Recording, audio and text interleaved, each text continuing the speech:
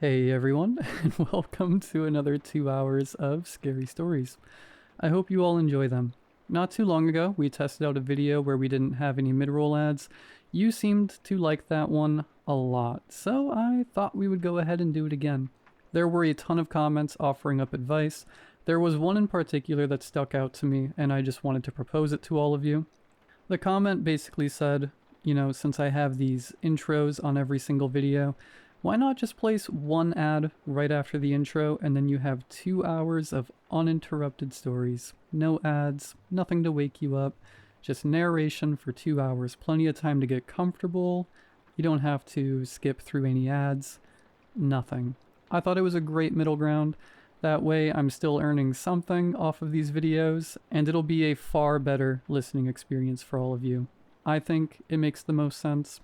Of course, I do want all of your feedback on this. It is your feedback that led me to here. It is your feedback that will influence how we move forward, as it's always been.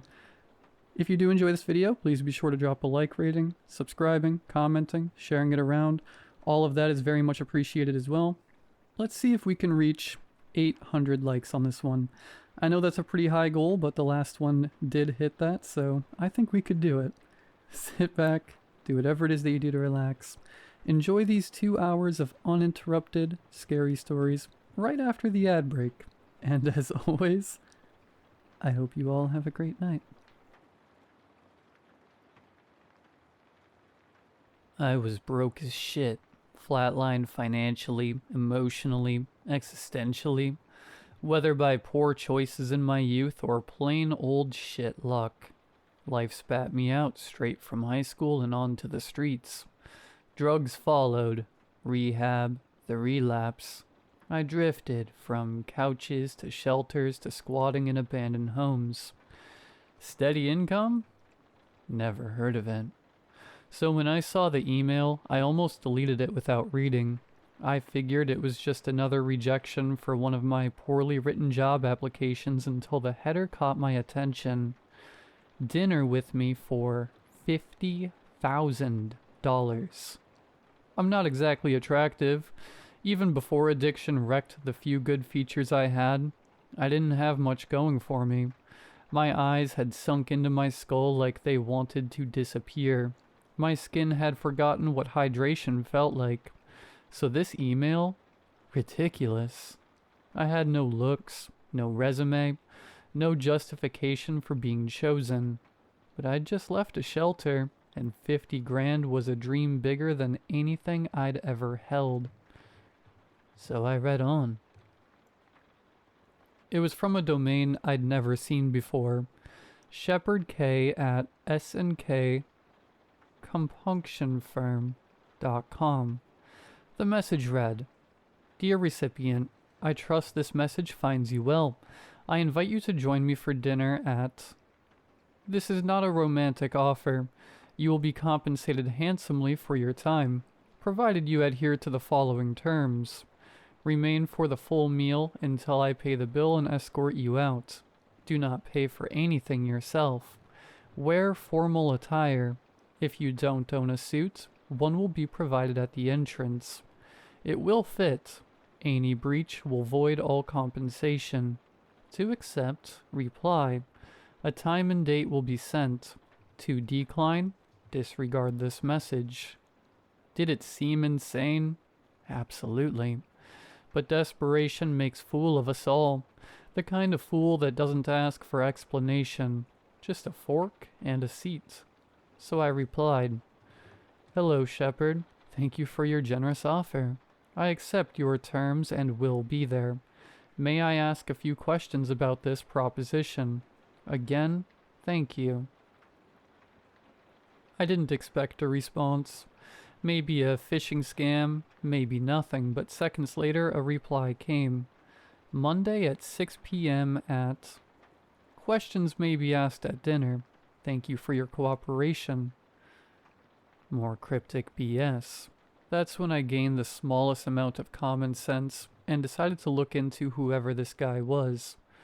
This was clearly his business email, so I googled the domain, S&K Compunction Firm. I was expecting some big group of lawyers off the name alone, but Nope. No law firm. Just a single office tucked in a strip mall. No products, no services. Just a photo of the branch manager, despite the fact that the office barely looked big enough for two people, and the title implied multiple locations, yet I couldn't even find a second one. What did they do? Solutions? No specifics, just that one word. I thought about backing out, probably should've, but when you've got nothing left, hesitance starts looking like a luxury. I had nothing to lose, so I took the chance. Between drug-filled stupors and getting my butt kicked once or twice, Monday crept up on me like bruises do. Slow, unseen, then sudden. I didn't have anything formal, so I threw on the only white button-up shirt I owned and some gray slacks. Both had stains I couldn't explain, and no iron had graced their surfaces in years. Still, they were the fanciest clothes I had. None of it mattered. The second I hobbled into the restaurant, the greeter, if you could even call them that, handed me a dry clean suit without a word and pointed to the bathrooms. I took the hint. The suit seemed expensive, real Men's Warehouse type stuff. It fit perfectly, just like the email said. Too perfectly, actually. The cuffs landed exactly at my wrist bone. The collar rested like it knew my neck's shape already. I didn't have the time or money to question it. I walked back out. The place had a strange charm. Soft lighting spilled across tablecloths and smooth pools of warmth. Ornate picture frames lined the walls, filled with abstract paintings that felt a bit too familiar. Wood trim hugged every surface. Big, glittery curtains hung heavy like a wedding reception. It smelled like artificial plants and faded fabric. Soft jazz floated through the air and brushed against my ears. As I scanned the room, I realized something unsettling. When I first walked in, there were at least 4 tables of people laughing and enjoying themselves. It had been noisy and lively, but now, silent, empty, like a bell had rung that only I hadn't heard. Just a few bartenders, the mute greeter, the one bald man in a suit eerily similar to mine. I already knew who he was. His photo was the only thing of note I'd found when looking up the domain. The branch manager. I approached his table and, before I could ask if he was expecting me, he gestured to the chair across from him. He was an older man, maybe 50, with sad, droopy eyes. His nose was so thin and pointy it looked like a shark's fin. He seemed to have no nostrils at all. His jowls fluttered slightly as he spoke in a soft, low tone. "Thank you for coming, young man. It's good to finally see you," he said, extending an arm for a handshake. I tried my best to sound steady and firm, despite my rising anxiety. "Thank you, sir." The conversation that followed was surprisingly pleasant. The food was better than almost anything I had ever had, decadent and strangely nostalgic, as if it had been made just for me. He asked about my childhood, my current working conditions, and my family life. Most of these memories weren't pleasant, but it felt good to have someone simply listen. I reached a point where I started letting my guard down. He never interrupted, never judged, just watched. Then he got serious. He grabbed my wrist just as I lifted my fork. His grip was ice cold but steady, and his tone dropped. "What is something you wish you had never done?" "What?" I was shocked by his sudden seriousness. He didn't respond. He just stared, still and waiting. I swallowed. "I stole from my mom when she was dying. I was supposed to take care of her and protect her, but I spent her money on the stuff she told me to quit." A waitress appeared silently, depositing a small porcelain bowl before me. Inside sat a single seared scallop resting on a streak of bright red pepper collies. its color staining the white plate like the shame I carried. The scallop's tender flesh gave way to a flash of heat, a reminder that some wounds never fully heal. A whisper of lemon zest lifted the flavors. He nodded, no judgment in his eyes, only something quietly accepting, then stood and excused himself to the restroom. As he left, I took a breath and tried to shake off the moment. Then I noticed it.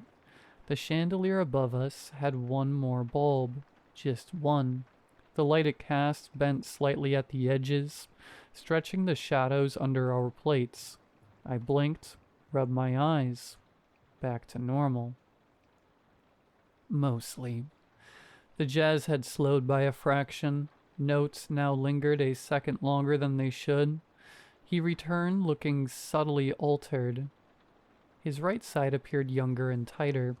The left side remained unchanged. A crease near his mouth had vanished, and his smile felt less weighted. He asked again gently, "What's the kindest thing you've ever done?" I told him about a homeless kid I had let sleep in my car on a freezing night. I didn't know his name and didn't want anything from him. I just locked the doors and stayed up until morning in case someone tried anything. While his gaze lingered, another course arrived. A hollowed apple cradled a warm, butternut squash soup, its sweetness tempered by sage oil. The apple's crisp rim framed the velvety broth, echoing the way I had sheltered that boy from the cold. Each spoonful felt like a soft promise of safety in a world so devoid of it. This time, as he listened, something in his face responded. His left eye seemed brighter, and the left side softened. He looked younger somehow. Maybe the light was playing tricks, or maybe the room had grown darker. He asked another question. "What's the worst lie you've ever told?" I hesitated. I had promised myself I would never recall this memory, yet I felt compelled to tell the old man. When someone close to me overdosed, I could have saved them. I saw them but was frozen in fear, thinking I could be just like them. When the police came, I told them he was already gone when I got there. He nodded again. Still no judgment, just listening. I'm not sure how, but as I spoke, a new course appeared. A translucent, steamed dumpling sat alone, its skin almost too delicate to touch. The moment I pierced it, a smoky chili broth gushed out, scorching my tongue with the sting of my lies. The gentle wrapper dissolved into nothing, leaving only the burn of a secret I thought I'd buried permanently. Then he stood and walked away, slower this time. His chair creaked slightly as he rose, and the floor beneath it curved outward in a way that made no physical sense. As I waited, I saw the wallpaper behind the bar begin to bubble faintly, like heat was pressing against it from inside. The curtains seemed heavier. The picture frames on the wall had begun to tilt, each at a different angle. Not much, but enough to notice. Enough to make you wonder. The waitstaff didn't change plates. The glasses refilled themselves, and I started noticing something impossible. Everyone in the room had his face. Not exactly, but similar. Like a family of clones degraded with each repetition. The bartender blinked with one bulging eye, and the hostess's smile sagged like melting wax. When he came back, the distortion had grown wider. His jaw was uneven, one side shriveled, the other taut as barbed wire.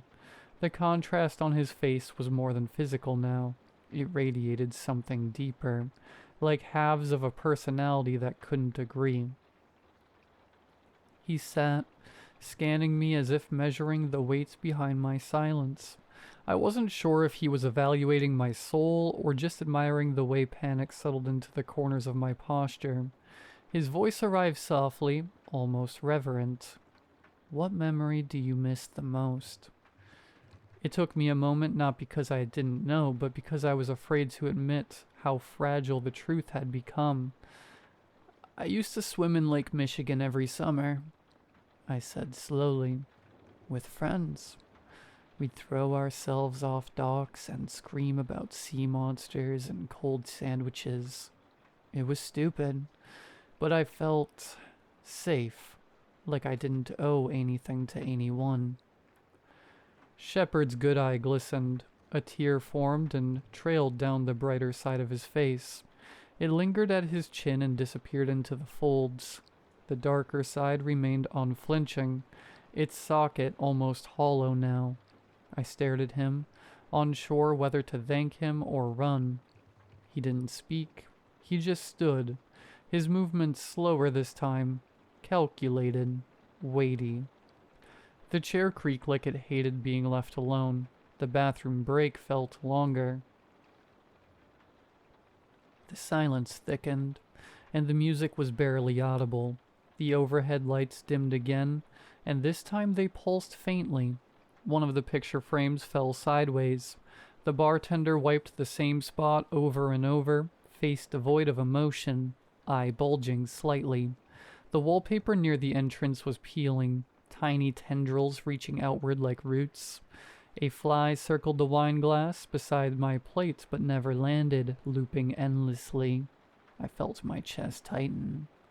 Shepard returned. This time he didn't sit. He loomed. His face was wrong. The symmetry had given up. One eye bulged fully, twitching in quick spasms. The other was practically sunken. His mouth hung slightly open, but no breath escaped. He said nothing for several seconds. Just watched me. Then finally, "Would you like dessert?" I stood almost instinctively. "I think I need the bathroom," I said. He nodded slowly. "Take your time." The restroom was too quiet, the mirror too clean. I leaned forward expecting to see my own ruin reflected, but instead behind me in the mirror, Shepard waited. Not in the room, but in the reflection. His body was stretched, taller than before, suit shimmering like the surface of a pond. He smiled, both eyes twitching violently. I didn't scream or move. I just stepped back out, numb. The dining room was nearly gone. The walls had peeled upward toward the ceiling. Tables melted into spiraled masses of dark wood and cloth. The floor rippled like liquid stone. The curtains had vanished entirely, leaving a strange static haze where windows had once been. Shepard stood at the center, calm. "You've done well, young man," he said. "Repentance is never easy. The hardest part is accepting that you are no longer part of the world you knew." My knees threatened to give out. I wanted to argue, to scream, to run, but nothing in my body responded the way it used to.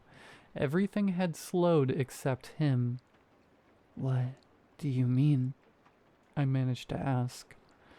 He smiled gently like a father comforting a child who had just asked the final fated question. "This meal," he said, "is not payment. It's passage." "No," I whispered. "I walked here. I remember the shelter, the email."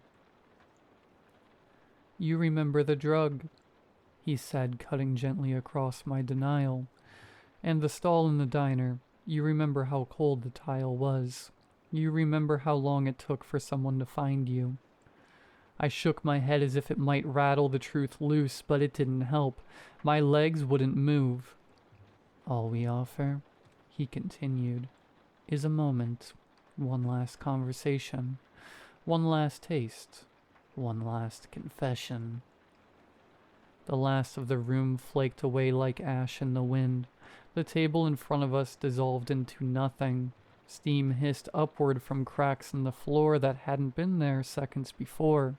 Shepard extended his hand again. The suit he wore shimmered strangely, colors shifting like moonlight on ocean currents. Patterns swirled across the threads. Faces, maybe, or shadows. I couldn't be sure. "You did well," he said quietly. "You were honest. That's all we ask." I felt tears on my cheek, though I didn't know how they got there. What happens now? Shepard looked over his shoulder. Behind him, the restaurant was finally gone. In its place, a hallway of shifting doors. Some open, some pulsing with warm light. Others dimmed and sealed. Now, he said, you choose.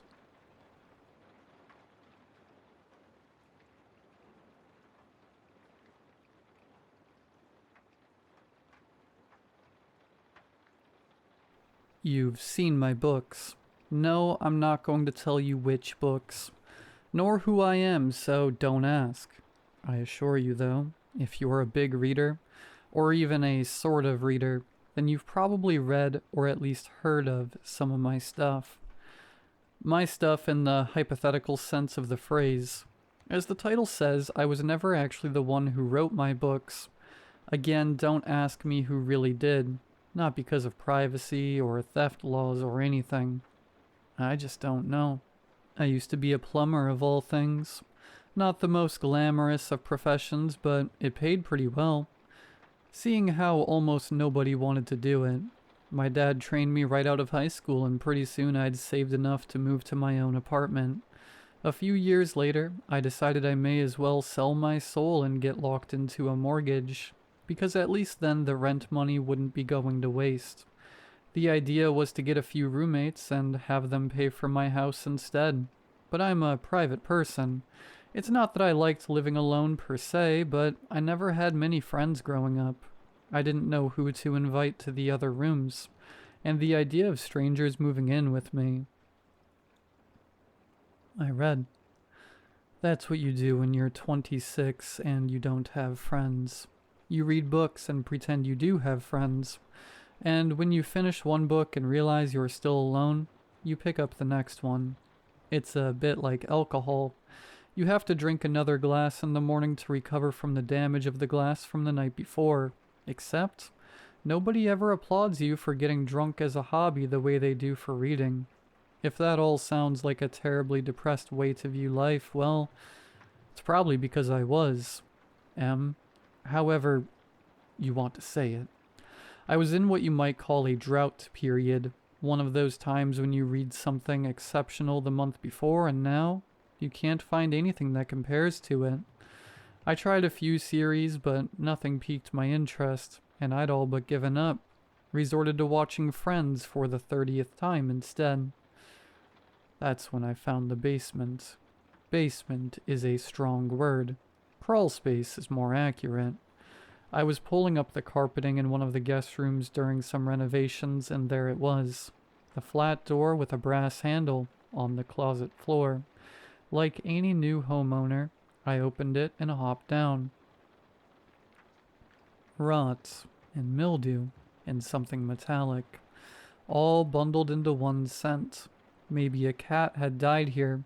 It was 4, possibly 4.5 feet tall. I had to stoop all the way over to shuffle forwards.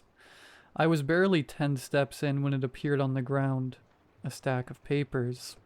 They weren't in any sort of an envelope, no rubber band holding them together, or even a staple.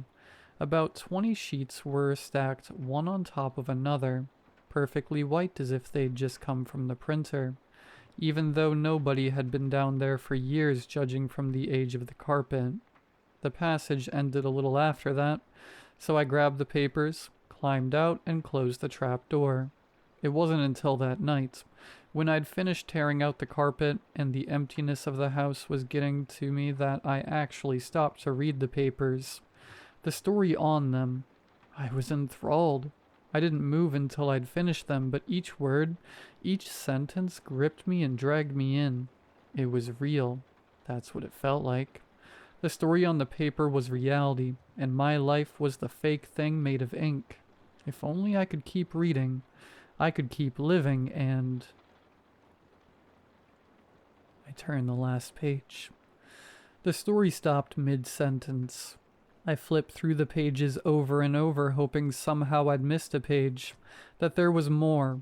I reread the entire thing. Then again. I didn't sleep that night.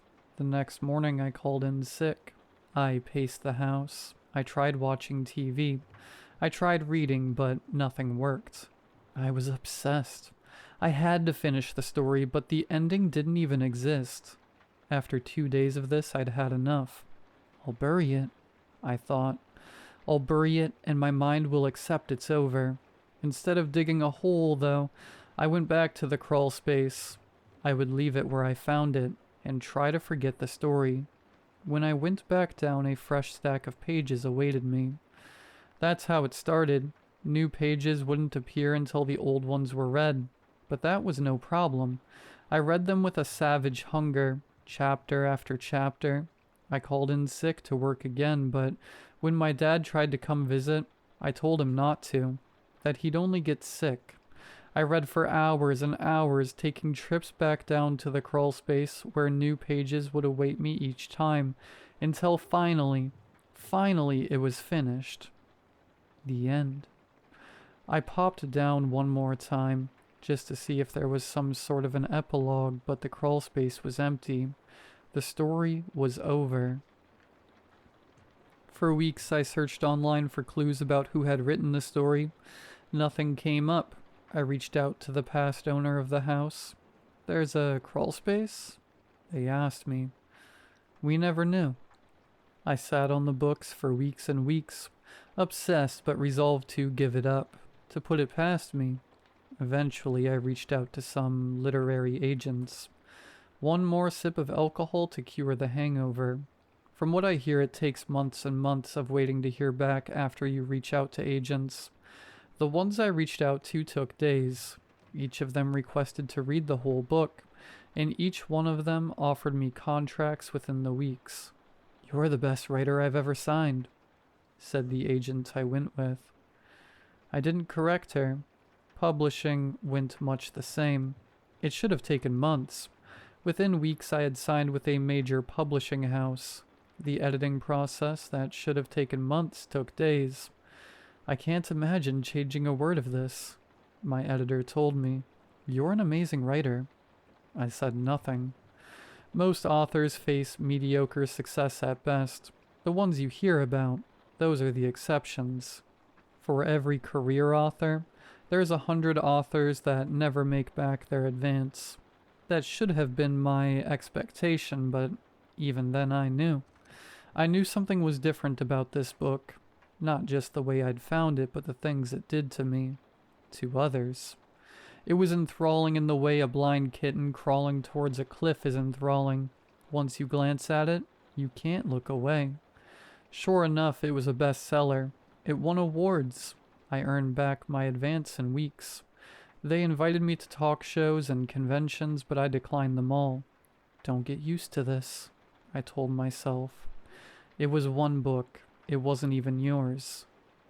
The inflow of money was great. Fantastic, really, but I didn't quit my regular job. It wasn't like I'd be writing another book and eventually everybody would calm down. They'd forget about my book and I'd be forgotten. The friends would stop calling. Things would go back to normal. And then one night when I couldn't sleep, after I'd spent hours staring up at the ceiling of my lonely bedroom, I went back down. Some deep, slumbering part of me had already known they'd be there. The new pages. That was how it had worked the first time after all. I had to read the pages for new ones to appear. It made sense. I would have to publish the last book for a new one to appear. I read the new chapters. I visited the crawl space 10 more times that night until I'd finished the whole thing. The next day I quit my job. And so began my new life. I timed it purposefully. Every 6 to 8 months I would submit my new manuscript. Every 6 months I would take a trip back down to the cellar. Each book release shot me back up to the top of the bestseller list. Money rolled in steadily, more than I knew what to do with. It wasn't like I was going to buy a new house. No, that much was obvious. I would live where I did until I died because I needed to. For my career, I told myself, I have to stay here for my career. Even then, though, I think I knew. I wasn't staying there to support my lifestyle. It was a nice perk. Being rich certainly had its benefits, but it was about the books. It was always about the books. I reread them constantly. What else was there to do? The hours most writers take to write was free time for me. Might as well read, reread, consume. At first, I would see how long I could go without picking one of my books. One day, two, three. That was the limit, I discovered. By day 3, my palms would get sweaty and my stomach would start cramping. Eventually, I stopped resisting. Reading was all I did with my time. I quit all other books. I did try to read them, but none of them satisfied me. They were flat, like the 2D version of the 3D stories that Crawlspace gave me. They were the lotus flowers from the Greek myths. Once you try one, regular food could never taste the same. At least it's just me, I told myself, my one small comfort. I could fade away, give in, and that was all right. Nobody else would be harmed. Besides my dad, nobody cared about me. I wasn't hurting anybody. I convinced myself that was the truth. I really believed the books were just affecting me, until my first book signing. I'm not entirely sure what convinced me to do it. Maybe it was my agent or publisher who'd both pestered me to do one for years. Partially, it was due to one of the rare recovery periods where I actively trying to stop reading. Always to little success. But I did one. My very first book signing. The bookstore filled up. Literally. They were turning people away. Hundreds showed up to meet me. The false author of these best-selling books. They were so excited to meet me. I saw the anticipation as I did a reading. I was almost looking forward to the book signing, despite the hours-long line. "Yours are my favorite books," one woman told me. "These are what got me into reading," said another. "They're the only thing I read now." "Glad to hear it," I said, chuckling as I signed. I looked up. The man wasn't smiling. "I'm not," he said. He walked away. I started noticing it then. The jittery look in the eyes. The way people desperately clutched their copies of my books. Not in a loving way. Not like a child clinging to a teddy bear. More like victims of the Titanic hanging from the rails as it tipped. "What else do you read?" I asked a teenager and her father. The teenager shook her head. "Nothing. Why would I?" To another fan holding a battered copy, I asked, "How many times have you read it?" She laughed nervously. I don't know. I can't remember." She burst into tears. "I can't stop. Why can't I stop?" Almost nobody reacted as she tore out of the bookstore sobbing. It was in all of them, that frantic obsession in me, their simultaneous loathing and love for the books. Some of them outright scowled at me, like they hadn't wanted to come, but hadn't been able to resist. It was the very last woman in line who scared me the most. She didn't even look up at me. She stared down at the book in her hands. The very first one I'd ever published. She never responded to my questions. She never put it down. I recognized the cover. It was the first edition of my first book, which meant she'd been one of the earliest people ever to pick me up. Her eyes were bloodshot. Her teeth were falling out like she couldn't spare the time to brush them, and her skin was a sickly yellow. I never did another book signing. It gets worse as time goes on. That's what I've realized. The longer you read them, the more dependent you are on them. I've tried to stop publishing. Of course I have. 12 times. Look at what my books are doing to people. Look at what they'll continue to do. Even if I could stop, though, it wouldn't matter. Once you've tasted the lotus petal, you can never go back. No one I've talked to has been able to quit once they've read something from the crawl space. All those people at the book signing, all my thousands and thousands of readers, it's too late for them, the way it's too late for me. My hair falls off in clumps now. My skin is yellow and my teeth, nearly all of them are gone. Even so, I continue. Year after year climbing down through that trap door, sending off my manuscripts to the publisher. I can't stop. I don't want to anymore. It's easier to just give in. Sip by sip by sip. It's almost a relief to grab the pages the crawl space gives me and pump them out into the world. That's the only way I get more of them. And it's not like I can write my own stories. This entire time I've never written a word myself. Not one. Not even these ones.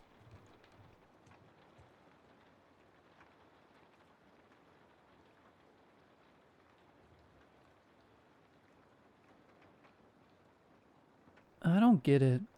I swirled my straw around in my iced pecan latte. Not the manliest drink choice, but Amaya had turned me on to them, and now I couldn't go back to whatever I had ordered before. I would never be the same. Yeah, Josh, Amaya chimed in, leaning back in her chair almost precariously, the front legs tilting off the ground. Me neither. It looks like Grinder. I snorted. It does kind of look like Grinder. How would you even know that, Cooper? I mean, I've seen what Grinder looks like. Have you never seen what Grinder looks like? My head whipped between them, searching for understanding in Josh's face and sympathy in Amaya's. I only found laughter. I crossed my arms and sulked. Guys, I know it's weird, Josh finally continued. He pinched his baseball cap by the bill and spun it around so it was backwards, leaning forward and holding out his phone for us to look at. Doing that was almost a nervous tic for him. It had to be 50 times a day that he rotated his hat like that when he was wearing one, just to rotate it back again. Sometimes I joked that he was going to make his hair curly like that. I don't even know who made this. Jackson said they found it on the dark web or something. Your cousin, Jackson? You're not really falling for that, are you? Amaya smirked at him, leaning on her elbows and chewing on her straw. He's definitely messing with you. He just glared at her and kept going. Some people think it's like promotion for a movie or something. Some people think the people on here are dead. Dead? Like ghosts or something? He shrugged loosely, his face blank. Don't know. There's just a lot of theories. They could also just be bots or something. So what's the point of using this? I chimed in, slurping loudly as the last hints of liquid in my cup. I got a couple dirty looks from some old ladies at the table next to us, and I smiled apologetically. You were just making it sound sketchy. Josh grinned, coming alive. He rotated his hat again and leaned in closer, like he was going to tell us a juicy secret. Amaya and I glanced at each other. People are finding love, apparently, he whisper-yelled. Like, on the app? With the ghosts/bots? He shook his head. No, not exactly. I think the point of the app is that it figures out your type or something, and then you just find someone exactly like that. They're drawn to you or something. So now this is some tarot card universe soulmate BS. Amaya always joked like this, but I could tell she was getting legitimately a little frustrated with him. I didn't blame her. Her emotions had been all over the place lately, since she and Sean broke up. I felt guilty for feeling a little relieved they finally ended it, considering it meant she had more time to hang out with us, because I knew she was having a horrible time with it. They had been together for 2 years. Things like that were a big deal. I, on the other hand, hadn't had a girlfriend in years. I hadn't even been on a date in longer than I wanted to admit, and even if I could get a date, I didn't think I'd know what to do with the opportunity. I thought college would be a constant party where I was meeting girls left and right, but so far I had been sorely mistaken. I couldn't lie. What Josh was saying sounded appealing in theory, If it was real that time, which it wasn't. Listen, Josh said, offering her a crooked smile. I know it sounds insane. It definitely is insane. I haven't even gotten to the weirdest part yet.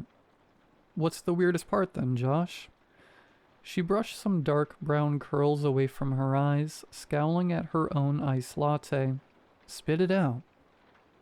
Check this out.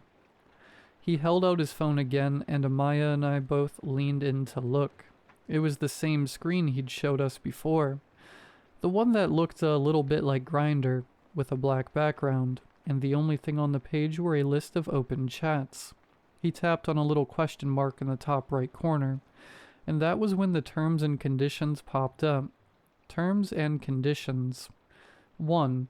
If someone messages you that you would like to speak with, you must reply within 10 minutes of receiving the message. 2. If you do not wish to speak with someone, you must repeat this phrase word for word. Thank you for your interest, but I am not open at this time. I wish you good luck with finding what you want. 3. If you wish to stop speaking to someone, repeat the phrase above. 4. If someone continues messaging you after you have sent the phrase above, get to high ground, lock all doors and windows, and contact customer support immediately. Delete the app. Do not re-download the app. 5. Do not message anyone between 12 a.m. and 6 a.m. 6. Always say goodnight before you go to sleep. 7. Always say good morning as soon as you wake up. 8. Always be polite. 9. Do not send more than one message at a time. 10. Do not offer them anything to eat. 11. Do not agree to meet up with anyone on the app. Do not tell them where you are, even if they say that they already know. Do not invite them into your home. 12. If they are near your home, get to high ground, lock all doors and windows, and contact customer support immediately. Delete the app. Do not re-download the app. 13. Do not let them trick you. They will try. 14. We are not responsible for any negative consequences of using the app. Amaya and I just stared at the page for a long time, both of our eyes skimming over the words once, twice, 3 times. Finally, Amaya leaned back, rubbing at her face with the palms of her hands. This has to be a joke. Josh shrugged, setting his phone down. It's crazy, I know. Do you agree to all of that? I asked him. I felt a little uneasy, my stomach churning. The pecan latte wasn't sitting well anymore. Have you been using this? He shrugged again, now looking a little bit embarrassed. Listen, I know it sounds insane, but it's just for fun. I just want to see if it's real. Jackson met this girl like a week after using the app for the first time, and I met her. And she's really normal and nice. I find that hard to believe. Maya's face was red, and she kept nervously tucking her hair behind her ears. Look, if you're messing with me, like, if you're both in on this is a really crappy prank to pull on me right now. No, both Josh and I cried out at the same time, getting a couple more weird looks. No, Amaya, it's not a prank, Josh finished. I promise, it's just something weird I found, and I wanted to tell you guys about it. Whatever, she huffed, pushing to her feet and slinging her bag over her shoulder. Just whatever. I don't feel good. I'll talk to you guys later. Amaya... I trailed off as she slammed her half-empty coffee cup into the trash, and briskly strode toward the door. Josh and I shared a look. Dude, I swear I wasn't trying to mess with her, he said after a while, searching my face to gauge my belief in him. I nodded, wiping my sweaty palms off on my jeans. I know, it's okay, she just isn't doing well right now. I hesitated for a long moment, chewing on my bottom lip, before I spoke again. Jackson really met someone? I downloaded the app that night. I wasn't proud of it, but my curiosity became stronger than my uneasiness, and, as embarrassing as it was to admit, I was getting desperate. I just wanted someone. I wanted to meet someone nice and pretty that I could go to places with, and I wasn't having luck anywhere else. I considered it a win-win. If this app was just some BS prank, then we could get a good laugh out of it. And if it wasn't, that meant it was real. Josh had sent the link to our group chat with Amaya, and she immediately responded by reacting to the message with a thumbs down. That meant that, even if she was still a little peeved, at the very least, she wasn't upset anymore. It was a good sign. I pressed on the link and then agreed to download, crossing my fingers and praying for no horrible virus.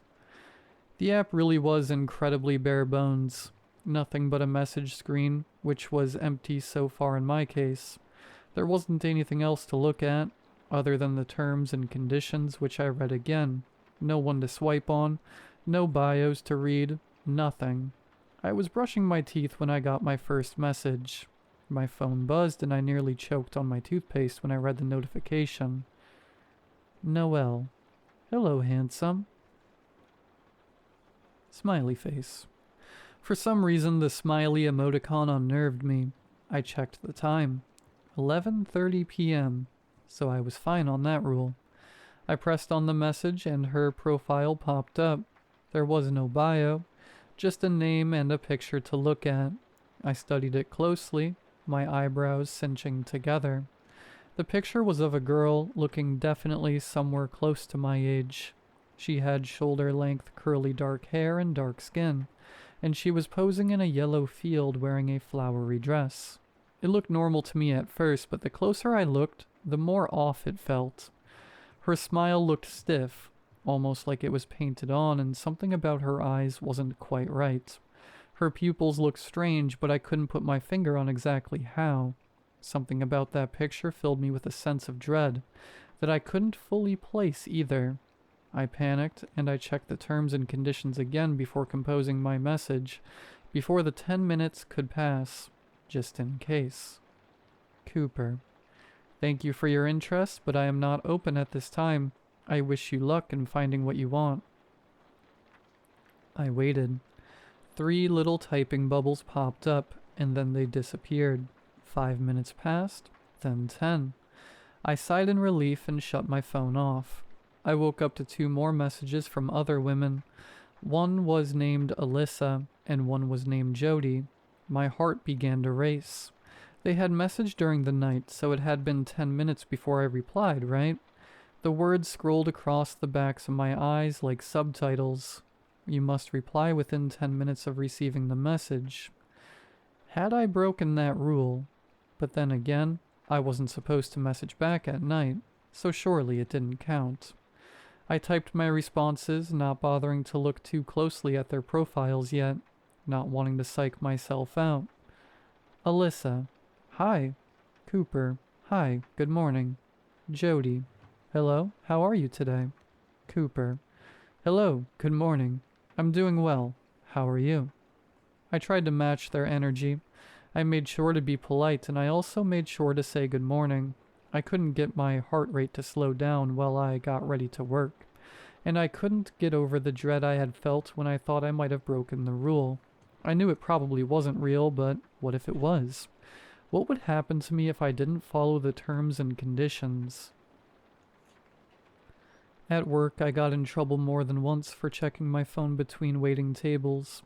I couldn't help it. Even if it was a stupid joke, I didn't want to find out. I only got one message from someone new, someone named Sunny, and I caught it after 8 minutes had already passed since it was sent. I was anxious and restless all day, all the way until it was nearly midnight when I could finally relax a little. The other girls had messaged me a couple of times throughout the day, and I had replied politely, asking them questions about things they liked to do and places they liked to go. Everything really seemed fairly average, besides the very slight hint of stiffness in the way they talked, and the strange qualities about all of their profile pictures. Maybe they really were just well-trained bots. The thought made me feel a little better. They probably weren't even real.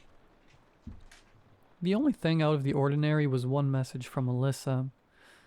Alyssa, would you want to take me out to dinner some night this week? Get something to eat? Of course, in normal circumstances, this wouldn't have been a strange thing to say at all, but I remembered at the last second, do not offer them anything to eat. I told her I was extra busy that week, and I just wanted to get to know her first. She had typed for a long time before responding with, okay. Before it could get to midnight, I sent my goodnights, and let out a long, shaky breath. I called Josh. Hey man, how's it going? He sounded out of breath. He must have been on his nightly run. I had tried telling him it was crazy to go on runs in the middle of the night, and so had Amaya, but he didn't listen. He was a white, straight, mostly muscular man. He had nothing to be scared of. He was invincible. This app is stressful, dude. I lay back in my bed, closing my eyes. It's taking a lot out of me. I heard Josh laugh on the other end, slightly choppy and still breathless. Don't take it too seriously. Like I was saying, it could definitely just be some movie promotion or something. Also, you get used to it. I have. Yeah. I trailed off.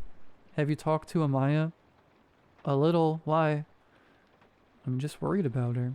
She's been so out of it lately. Yeah. We should do something for her, man. Like, plan something. I couldn't help but smile. The three of us had been inseparable since freshman orientation. When we had been put in a group, I had thought it wouldn't last, that it would just be a case of freshman friend group. But it had. I felt lucky to have found both of them in such a big school in such a big area. Yeah, we should. Let's hang out tomorrow. Sure thing. I went to bed that night feeling a little bit better, and a little less anxious. I woke up to tons of messages. A couple of new ones, but mostly pages of ones from the girls I had already spoken to. These are a bunch of messages from Alyssa. Cooper, don't go to bed. Talk to me, Cooper. I miss you. Can I come over? I'm moving soon. Could you help me move? You could make me dinner. Cooper, wake up. I'm all alone, and I'm cold. It's so cold. I shivered.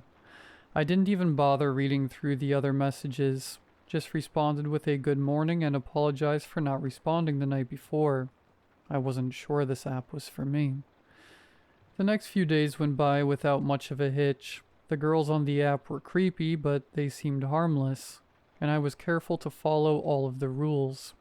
I kept telling myself that even if these girls freaked me out, they weren't even the ones I would end up with. If this app worked, I would meet someone who was perfect for me very, very soon, and then I could delete it and forget about it forever.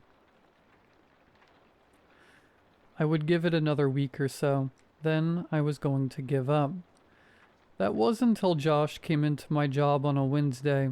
I saw him waiting outside the break room, his face pointed down, wringing his hands anxiously. The first thing I noticed was that he had no hat on. The second thing was that he was crying. What's wrong? I asked him, frowning and looking him over. Is everything okay, dude? He shook his head, finally looking up and meeting my eyes. I saw horror in them, and some other emotion that I hadn't seen from him maybe ever. Amaya is missing. Cooper, she's gone. One thought struck me all at once. The first stupid thought I had. Did she download it too? Everything after that felt like a huge gray blur. My manager gave me the day off work, and I went with Josh, following him to the police station. I sat in their gray room. I answered their questions. I tried not to cry when they told me that her roommates had reported her missing after she hadn't seen her for over 24 hours. I tried not to panic when they told me her roommates also found the window broken that morning, and some blood staining the carpet. But there was no body down on the ground, no other traces of anything. I felt so guilty. I should have texted her more. I should have been calling and checking in on her. I had just been so distracted by work and by this stupid app. The only thing keeping us from ruling it a suicide is the lack of a body, a female cop told me, clearly trying to be gentle. She placed a hand on my arm. Her roommate tells us she was going through a breakup. I felt myself filled with painful, searing rage. Amaya wouldn't do that. I looked the cop in the eyes, trying to make the eye contact burn. I promise. I could tell she didn't believe me. I stayed over at Josh's place. We both shuffled around like zombies, basically communicating only through either grunts of acknowledgement or shaky, quiet conversations about any updates. There were none to talk about. I completely forgot about the app.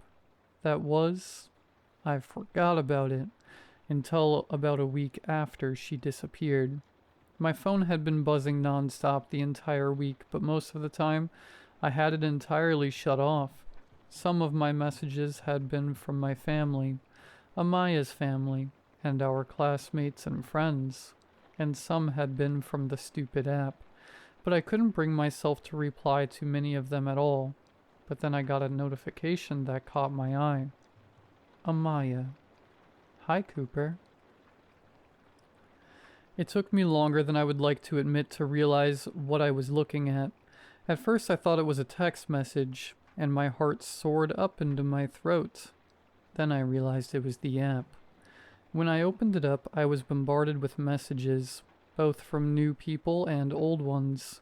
The old fear I'd felt about the app began to resurface, bubbling up like bile. Alyssa. Cooper, I'm coming over. I can come over now. I know where you are. Can I come over? Answer me, Cooper. I'm going to come over. Jody. Meet me. Please meet me. Please meet me. Now? Now? Sunny. Cold. I ignored all of them, despite the horrible, sick feeling in my gut. I opened the one from Amaya. I looked at her profile picture. It was her. It was a picture of her I had never seen before. It was dark outside and taken with flash. Her hair was down, falling around her face in the way that she couldn't stand. Her chin tilted a little to the side. She was smiling in the way that first girl was. Wrong. Stiff and strange and wrong. That wasn't her smile. And those weren't her eyes.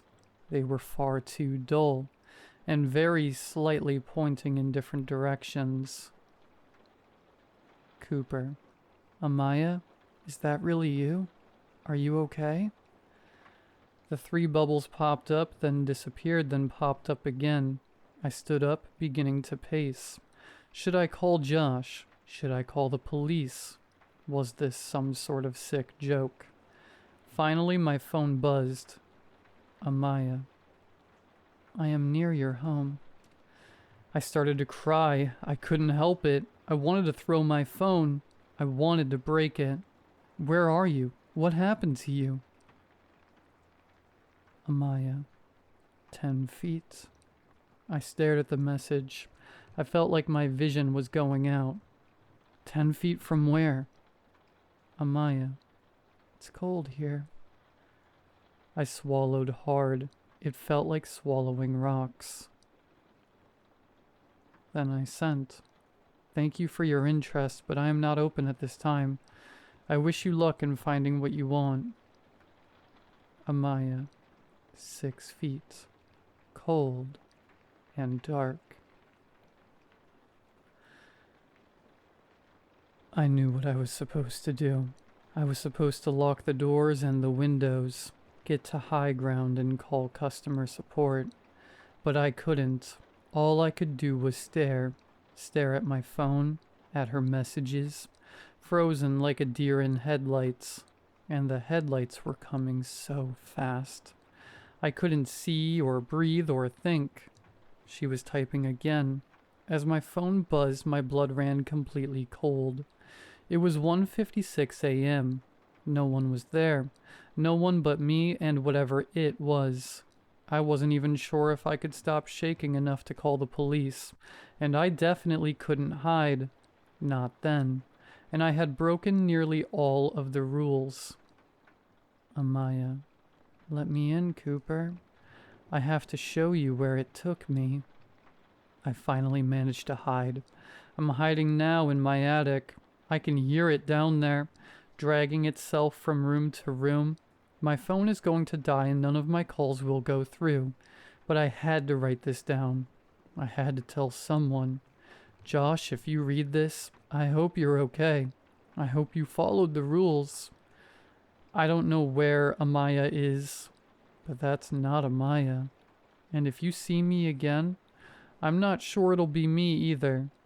I'm sorry. It's typing again. I've broken the last rule. I didn't delete the app. Wish me luck.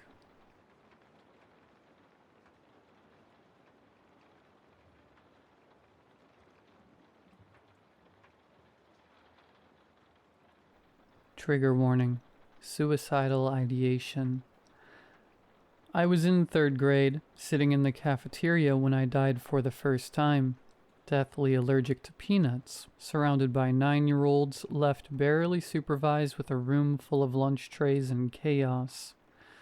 You know how it goes. I don't remember eating it. I don't even remember what it tasted like. Just the sudden, awful stillness. I couldn't breathe. I hit the floor, people were screaming, and then nothing. It went silent in the room. My eyes were locked on the tiled ceiling, white, sterile, humming with flickering fluorescence. I couldn't look away, couldn't move, couldn't even blink. It felt like everyone else had disappeared. I lay there for what felt like hours, unable to make a sound other than low grunts and wheezes. I was unable to move a single part of my body, no matter how hard I tried. Even my fingers and toes were locked into place. I remember wishing to die. I wished to drift off to heaven and be with my old dog again. To move, to speak, to be free. It's a terrible thing, how easily a child can come to terms with death. That's when he spoke. You are already dead. I felt warm breath on my left ear. Someone was lying next to me. I couldn't see them, but I could feel them, close enough for my skin to prickle, my hair to stand on end. Do you recognize my voice? I did. It was mine. I still couldn't move. My body spasmed in tiny bursts, every nerve screaming. I think I peed myself. I tried to scream, to cry, to do anything. There was a choked, childish sound, like someone trying hard to stay in character. All right, he said, stifling laughter. I'll cut to the chase. This is it. This is all there is. He paused as if savoring it. Maybe not here, in this lunchroom forever, but really this is it. He leaned in closer. I could feel his smile, even if I couldn't see it. You always want to speak, but no one will ever hear you. No one will ever see you. Your own personal hell, I guess. Dread spread through every part of my body. However, he continued after a few long moments of silence, I have a proposition for you. I didn't even know what proposition meant, but I had no choice but to continue listening. I can keep you here, not in this moment, but in this life. You'll grow up, have birthdays, play with your friends, pretend this never happened. There was a long silence. I felt dizzy. On one condition, he finally spoke. When the time comes, I will come back, and you will have to give me an answer to my question. Another silence stretched thin and eternal.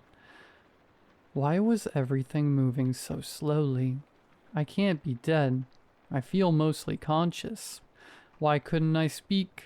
Why couldn't I move? Suddenly there was another voice. One from further away, maybe from the corner of the room. It was familiar, but it was older, more mature. It was low and quiet, but I heard it. Say no. Then came my voice again, calm, cold. You will have 3 seconds to speak. Say yes and you will wake up. Say no and you may stay dead. Yes, I shouted the second I could feel my throat clear. Sound came rushing back like a crashing wave. Chatter, trays clattering, footsteps echoing off tile. I sat up with a gasp, sobbing, clawing at the air like I needed to prove I was real. I needed to feel something, anything. All around me kids stared, forks paused halfway to mouths, eyes wide. No one moved. What happened? I asked anybody who would answer me. A girl in my class blinked. Dude, you tell us. We were just eating and you fell backwards in your chair. Your eyes were closed for like 5 seconds. Then you shot back up all scared. You should probably go to the nurse. You hit your head pretty hard. No mention of peanuts. No mention of death. No mention of the hours and hours it felt like I was glued to the floor. I must have dreamt it all. I made my way to the nurse's office. She called my mom to come pick me up and take me to the ER to check for a concussion. And a concussion I did indeed have. I never mentioned my run-in with my imaginary doppelganger. No one would have believed me if I had. That is, until today. It's been 13 years now, and I've started to see him. For context, the past 13 years of my life have been hellish to say the least. I don't remember much from my childhood, only my parents fighting, divorce, and poverty. The week I turned 18, I moved out of my mother's house and into my own flat. I dropped out of high school when I was 16 and worked 2 crappy part-time service jobs. I never spent a dime on anything other than gas and the occasional McDonald's meal. I saved up enough for a year's rent on my apartment. I was so convinced that getting away would cure me. I would blossom in the real world. I would thrive on my own. I would create my own family. I would be happy. Every so-called real job I applied for turned me down. Every friendship or relationship cracked and fell apart before it even started. It all should have been a sign. I should have remembered what happened to me when I was 9. I should have carried that memory like a warning.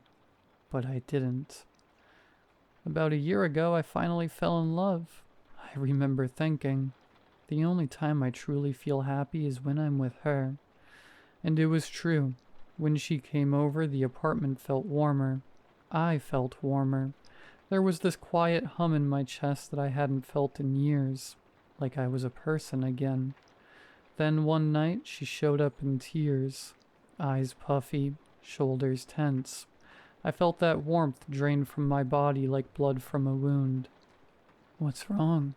I asked. "You cheater," she screamed, shoving her phone into my face.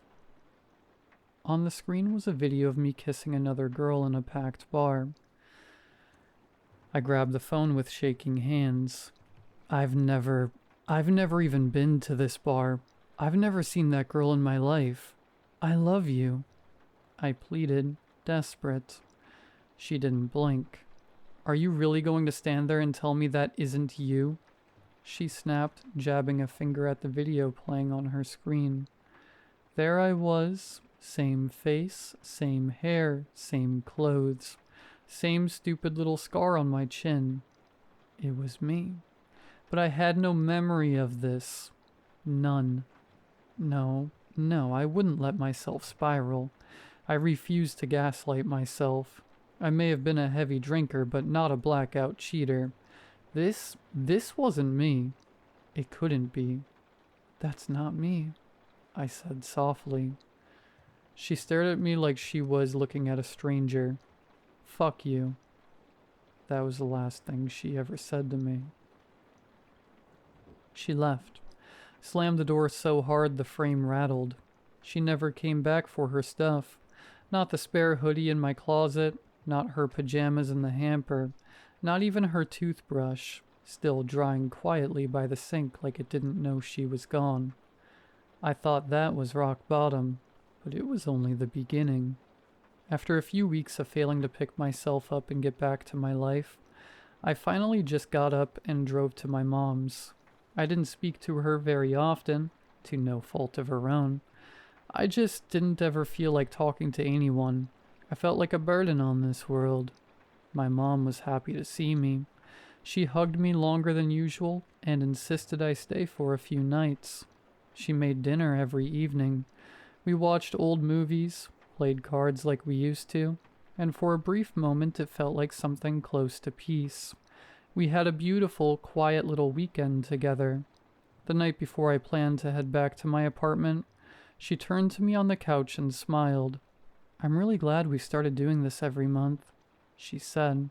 "It's brought me so much peace." I blinked. That didn't make sense. This was the first time I'd visited her in over a year. Not because we were estranged, it was just hard. Emotionally, financially. And I'd never brought anyone with me. Not once.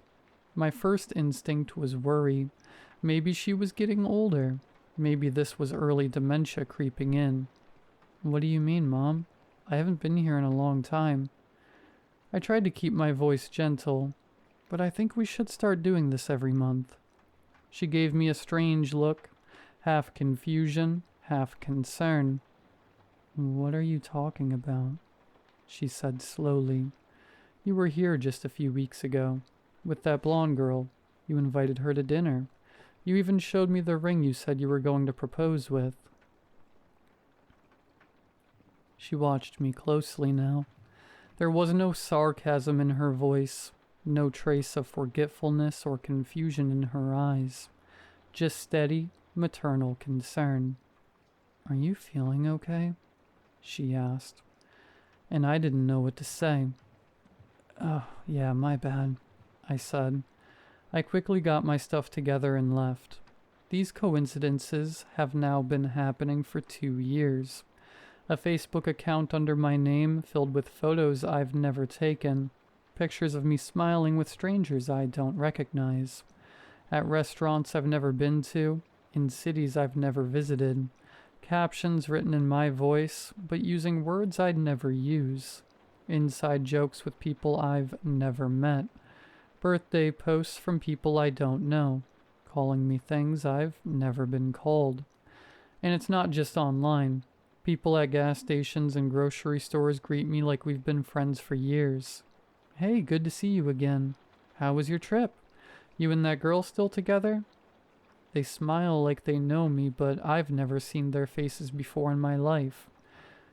When the time comes, I will come back, and you will have to give me an answer to my question. The sentence rang over and over again in my mind. It felt like a dream, like words I had never heard. Why was this sentence consuming my every thought? Why do they torment me? Why do they hurt? These words scrambled my mind for months. Months where I barely left my apartment, barely spoke to a single soul. Just me, lying in bed begging for death with a dry mouth and an empty stomach. I stopped eating, stopped drinking. When I did go outside, I wouldn't look before crossing the road, hoping deep down that something would end it for me. But I never died. Every time I caved, I ran from the oncoming headlights. I took a sip of water when my vision blurred. I forced down food when my chest started to tighten. It was like I was trapped in a body that refused to quit, a corpse pretending to live.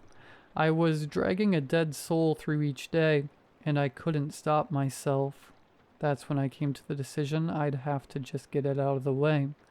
I went on a short walk around my neighborhood that night. I was going to do it. The night I was going to end it all once and for all. I touched the trees and breathed in the cold night air. Felt rain on my skin.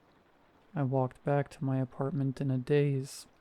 Every step felt wrong. like the air itself was pushing back against me.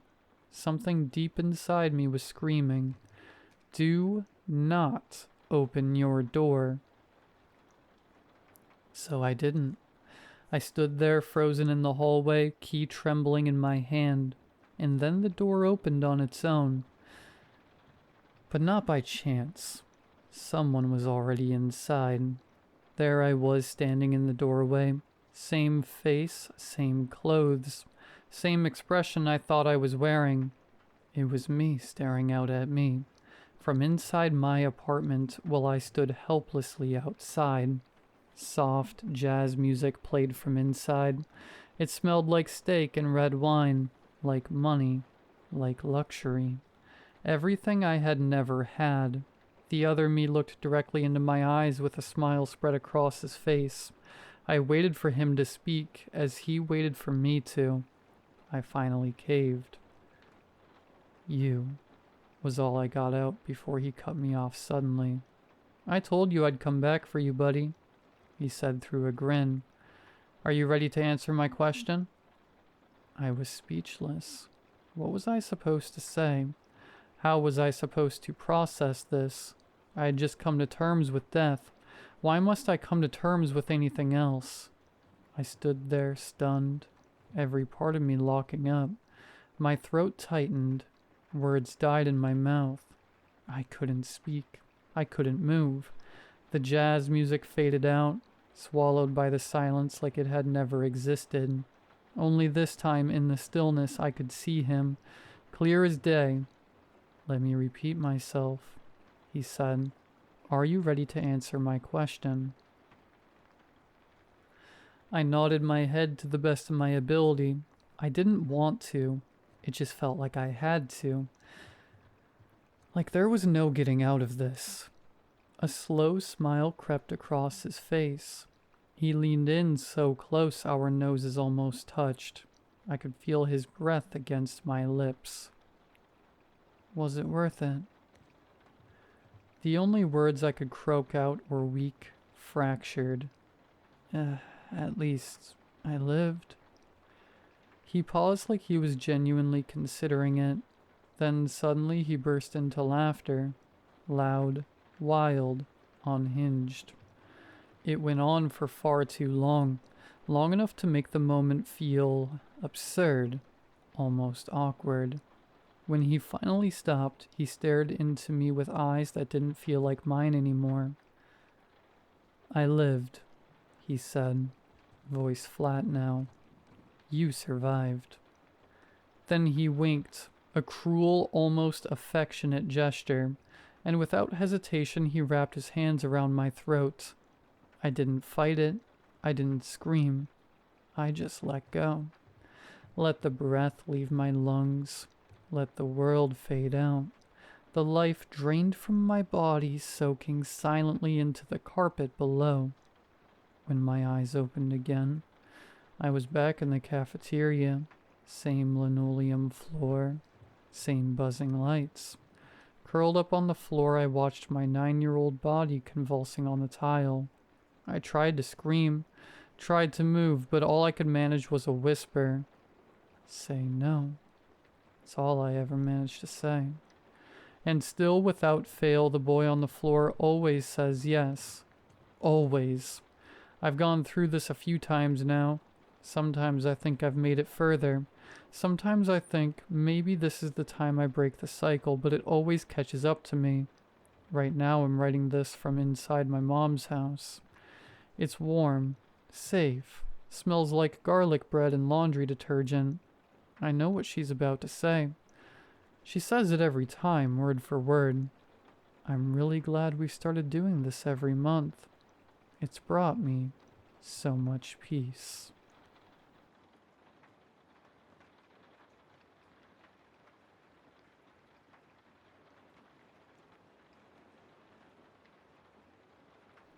They say if you want to talk to the dead, you better be ready to listen.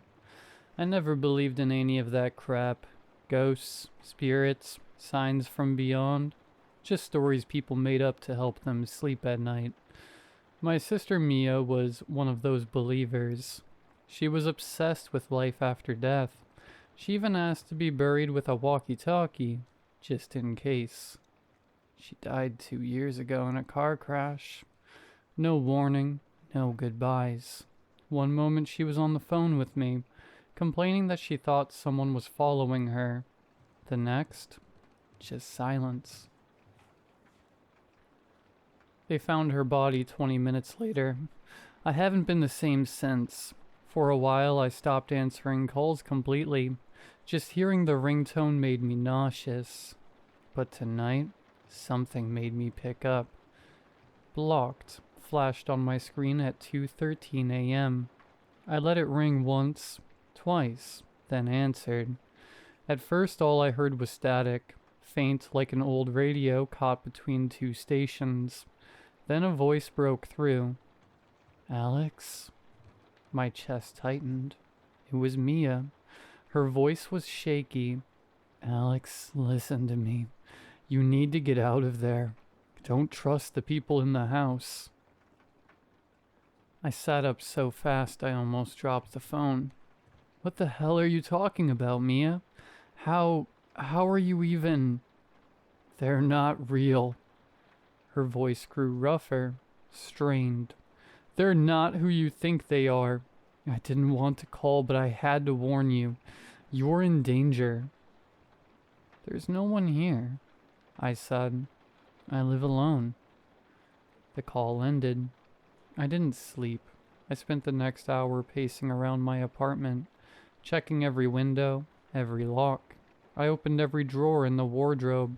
I even looked under the bed like a 5-year-old after watching a scary movie. Nothing. No one was there. Eventually I chalked it all up to a sick prank. Or maybe a breakdown. Wouldn't be the first time my mind messed with me. Grief is a hell of a drug. Around 3:45 a.m. I went to the kitchen to pour myself a drink. Then I froze. There were 2 glasses in the sink. I'd only used one. Both were wet. I stared at them for a full minute before backing out of the kitchen. That's when I heard a sound behind me. The creak of a floorboard in the hallway. I spun around. No one was there. But the guest room door was open. I never opened that door. Since Mia died, her things have stayed in there. Her clothes, her books, the stuffed cat she'd had since she was 6. I always keep the room shut, locked. Now it was slightly open. I should have left right then, grabbed my keys and gotten the hell out, but I didn't. I stepped inside. The air was freezing. The curtains were swaying gently, though the window was shut, and on the bed sat her stuffed cat, sitting upright facing the door. It was supposed to be in a box. I knew it was in a box. Then my phone rang again. Blocked. I answered. This time her voice was barely a whisper. Urgent. Terrified. "They're watching you. Don't let them know you're scared." "Who's watching me?" I whispered. Silence. Then 3 knocks on my front door. Slow. Heavy. And then Mia said, "They're already inside." I dropped the phone and ran. Locked myself in the bathroom. I was gasping for air, trying to calm my breathing. Trying to be rational, but then I heard the front door creak open. No footsteps, just presence. Like the air itself had thickened. I pressed my ear to the bathroom door. Nothing. Then something brushed against the other side. A whisper so soft I wasn't sure it was real. "Alex." My name in Mia's voice, but something was wrong. Too quiet. Drawn out. Then I remembered what she'd said on the phone. "Don't trust the people in your house." But I live alone. That's when I looked up and saw something in the bathroom mirror. A reflection standing behind me. I spun around. Nothing there. I looked back at the mirror, still there. A tall shape, standing perfectly still behind me in the reflection. No face, no eyes, just a presence. And then it leaned closer, its breath against the back of my neck, and whispered, in a flawless imitation of Mia's voice, "I never died, Alex. I just came home." I don't remember unlocking the door. I don't remember leaving the room. All I know is I ended up in my car half-dressed, barefoot, shaking so hard I nearly snapped the key trying to start the engine. I didn't go back until morning, in broad daylight. Neighbors walking their dogs, kids riding bikes. Everything felt safe. I went back inside. Everything looked normal except for one thing. My phone, still on the bathroom floor. It was open to my call history. Last call, Mia. No blocked, just her name. Like she was still in my contacts, but I deleted her 2 years ago. I tapped the name. Her contact profile opened. The number was still saved. 911-666-0000. I didn't call it. I smashed the phone instead. I moved out. I'm staying in a hotel now. Bought a new phone. New number. Clean slate. But last night the landline rang. I didn't even know the room had a phone. I picked up. Static, then her voice. "Alex?" It was her again. "You still don't get it," she said. "It's not the house." Then she started to cry. "I tried to warn you. I tried." "What do you mean?" I whispered. She sobbed harder, then choked out. "You brought it with you." And the line went dead. I'm not posting for sympathy. I'm posting it as a warning. If someone you love has died and they call you, don't answer.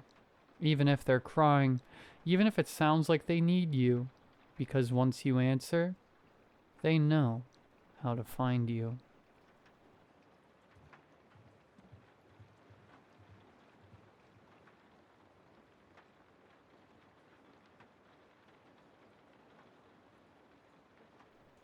I met Andrew through a Facebook post. I needed a roommate fast, and he messaged me 5 minutes after I posted in the local housing group.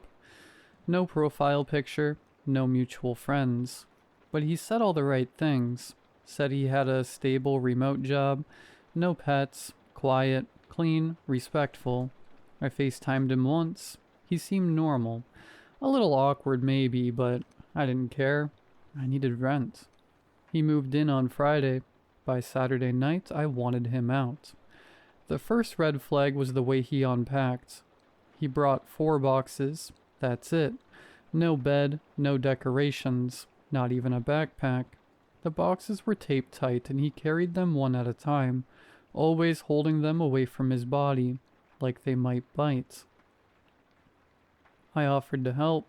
He didn't answer, just smiled, then took the last box into his room and shut the door. I didn't see him the rest of the day. Around midnight, I heard him whispering in there.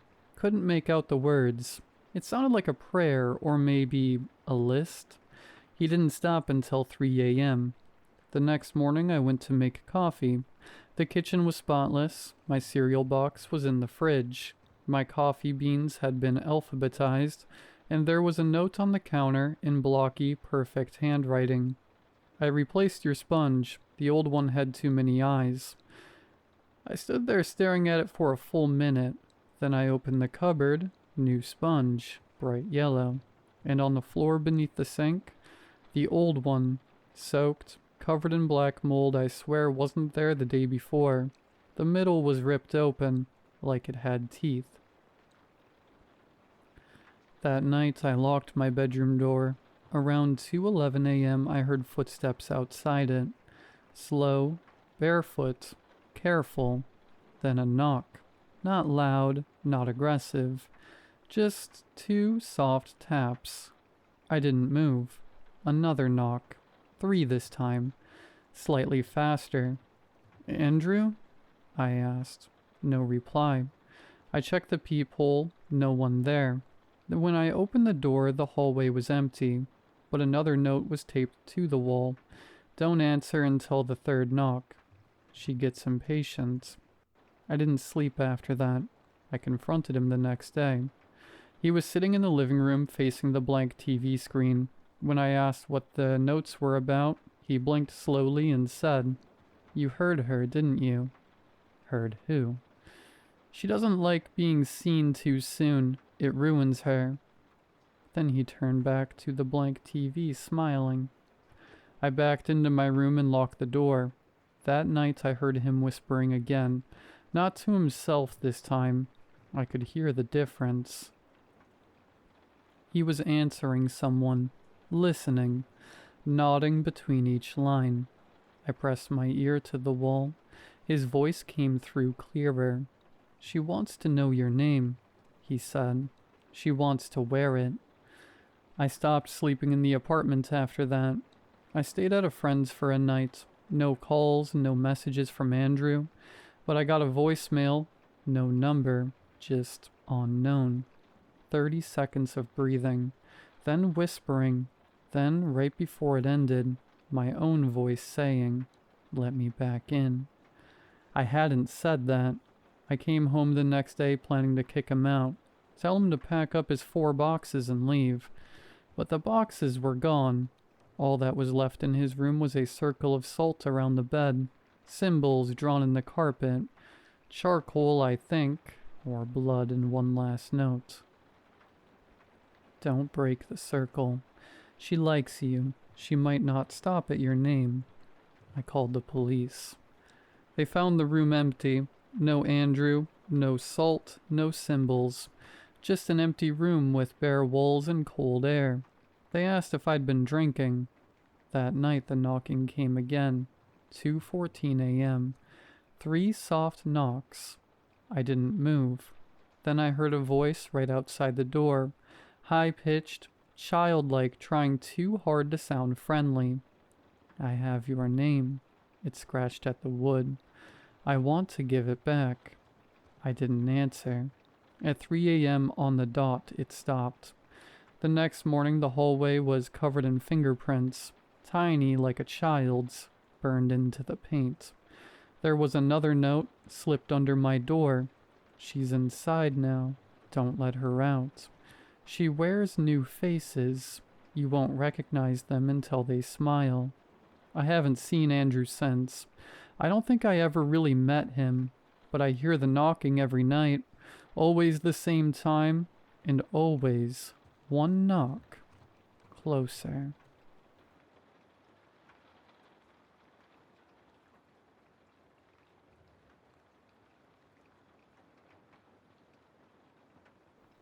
I'm always so tired after going home.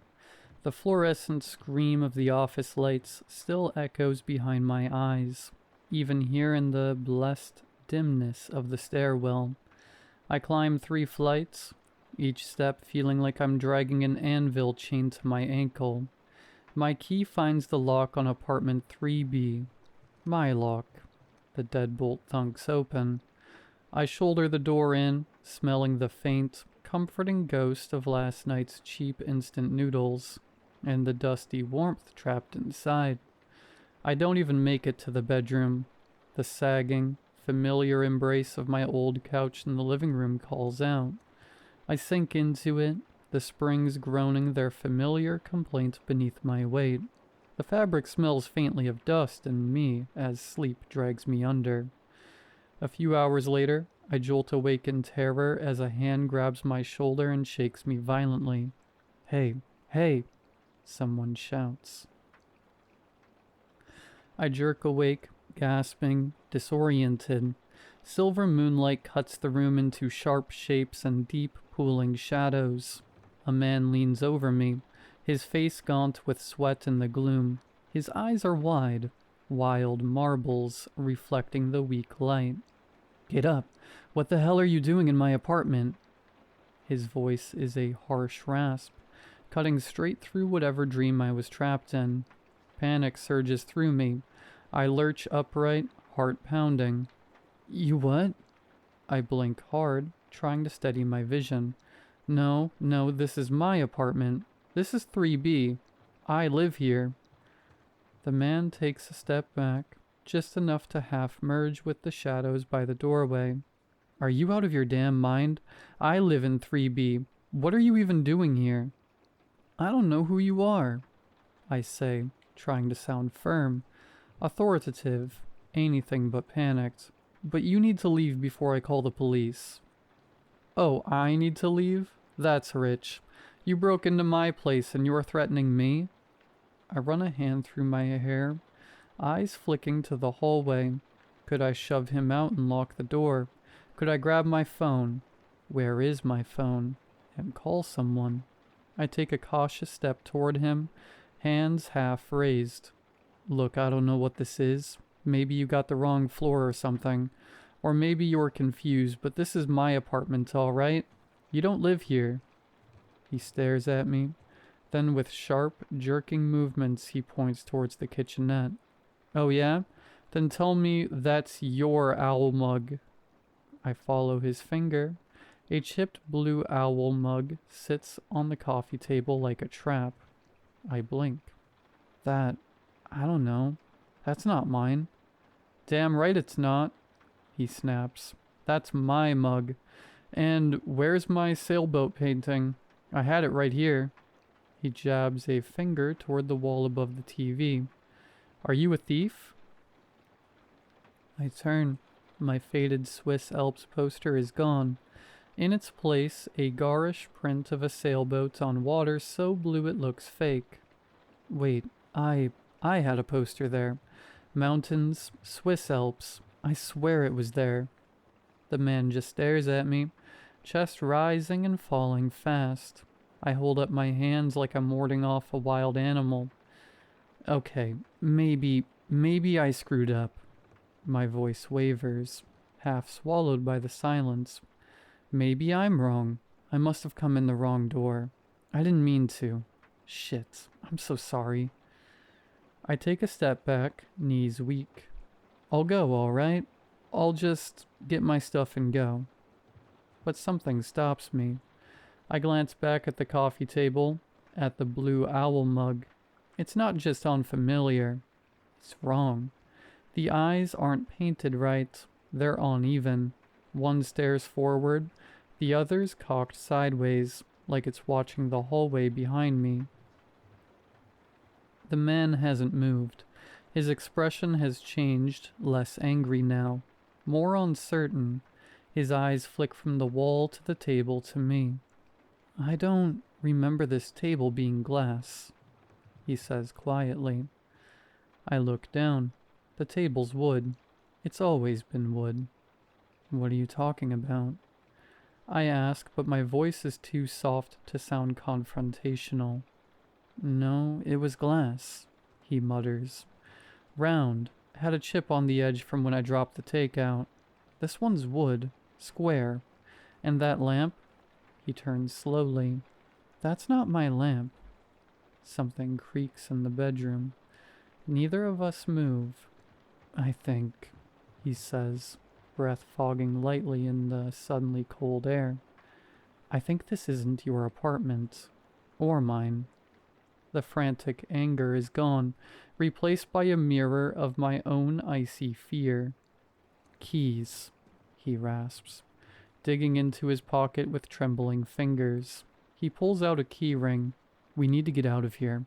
We'll figure out what the hell's going on outside. My own keys are cold, heavy lumps in my hand. We don't speak again.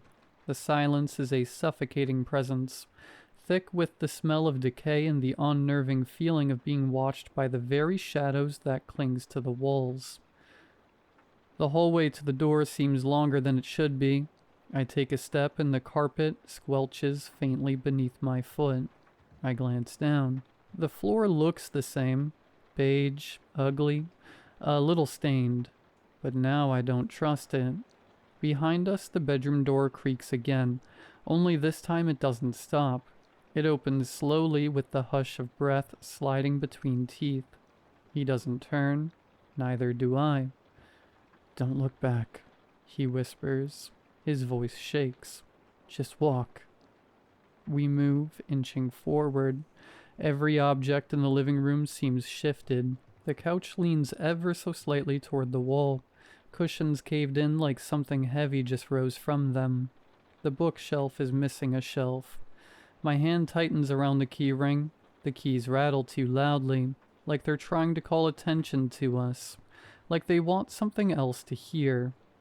We're almost there, I murmur, not sure who I'm trying to reassure, him or myself. The front door is 10 feet away. 8. A soft knock echoes from inside the bedroom. The man beside me flinches. I don't dare look. The temperature drops. My breath fogs the air, hangs there, then drifts backward against the laws of physics. I choke on it. This place, this thing, it's copying us. Badly. The front door looms closer now, but the handle seems off, longer than I remember. He reaches the door first, his hand trembling violently as he tries to jam his key into the deadbolt. It scrapes uselessly against the plate. It won't fit. Panic edges back into his voice. It should just unlock from inside, I hiss, my hand closing over the cold knob. I twist. It turns freely. Thank God. With a surge of desperate hope, I yank the door open. We stumble out together into the hallway, gasping lungfuls of stagnant, unmoving air. It tastes thick with dust, and that same underlying damp decay. The hallway light fixture is shattered, glass shards glittering dully on the floor below. Weak, gray, pre-drawn light filters from the grimy window at the far end, revealing a scene that stops us dead. The hallway is a ruin. Wallpaper hangs in long, moldering strips, revealing crumbling plaster underneath. The carpet is threadbare, stained with dark, unidentifiable patches, pulled up in places to show warped floorboards. Doors to other apartments hang askew on broken hinges, revealing glimpses of darkness within. Cobwebs thick as gauze drape the corners and ceiling. The air is frigid, smelling overwhelmingly of damp rot, mildew, and neglect. Utter, absolute desolation. This, the man beside me whispers, his voice cracking. This building, it's condemned. Look. He points a shaking finger towards a large, official notice nailed crookedly to the wall opposite my door. Our door, apartment 3B. The notice is faded, water-stained, and the bold red letters are unmistakable. Condemned. Structurally unsound. Entry prohibited. My blood turns to ice. We both slowly turn to look back at the door we just emerged from, apartment 3B. The wood is warped, the paint blistered and peeling. A thick layer of grime coats the surface, thick as old moss. The number 3B is barely visible beneath it, the brass digits green with corrosion. The keyhole looks rusted shut. It looks like it hadn't been used in years. The man raises his hand, slowly, like shifting the keys costs him something. I look down at mine, both identical, both for 3B, both seemingly useless against the decayed reality before us, yet they worked moments ago. He meets my eyes. Our keys hang limp in our hands. The only sound is the frantic hammering of our hearts and the silence, and then the shadows behind the door shift. At first I almost miss it, just a flicker of movement in the dark, a smudge of black deeper than the shadows. But then it pushes forward, slow and deliberate. It isn't a person, not quite. The shape doesn't hold together right. Limbs bend where they shouldn't, joints jutting at broken angles. Where a face should be, there's only a hollowed-out suggestion of one, like a mask left too close to a flame. And the worst part? The hallway isn't big enough for it. The ceiling should scrape its skull. The walls should press against its shoulders, but it keeps coming anyway, folding itself into the space like it's bending the apartment around it. The shape tilts its head. My ribs clamp tight, breath trapped like a live thing in my throat. The man beside me makes a sound, not quite a whimper, maybe a prayer. A wet crack splits the silence. The door frame splinters. Just a hairline fracture, but it sounds like a gunshot in the still air. We run, stairs blur underfoot. We don't stop until concrete turns to asphalt, until the sky bleeds dawn. Our eyes meet, a silent scream passing between us. My stomach drops as reality rearranges itself in my mind. This isn't right. The street signs are unfamiliar. The buildings wear strange colors. And that terrible, clawing realization. I don't live in an apartment. I own a house, a blue colonial. A mailbox with mine and Olivia's names painted on the side. A garage where my daughter's bike leans against the wall. Cold sweat trickles down my back. How did we get inside that place? Who let us in? But the most chilling question lingers between us, unspoken. What in God's name did we just escape from?